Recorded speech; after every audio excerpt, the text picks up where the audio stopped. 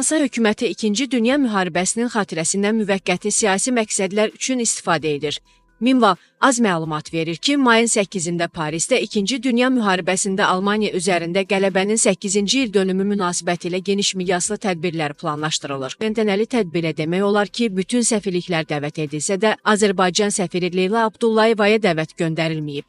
Aydındır ki, Makronun komandası hər cəhətdən ucuz siyasi hərəkətlərə əl atır ki, bu da hökumətdə heç bir mənəvi dəyər və etik normaların olmadığını nümayiş etdirir. Azərbaycanın Almaniya üzərində qələbəyə verdiyi töhfə haqqında çox danışmaq olar. Yalnız məlum rəqəmlərlə kifayətlənək, Almaniyaya qarşı döyüş əməliyyatlarında 600 min vətəndaşımız iştirak edib, onlardan 300 mini həlak olub. Azərbaycan hər 10-cu vətəndaşını itirib. Ekspertlər Azərbaycan neftinin və logistikasının unikal rolunu təsdiq edirlər. Ən əsası isə fransız müqavimət hərəkatında Azərbaycan vətəndaşlarının iştirakı faktı var. Öncə onu deyək ki, bu Əhmədiyyə Cəbrayılovdur. O, Fransanın ən yüksək ordeni ilə təltif edilib. Bundan əlavə Fransa rəhbərliyi ona hərbi xaç döyüş şücəti xaçı fransız müqavimət hərəkatı medalı cəsarət medalı verib.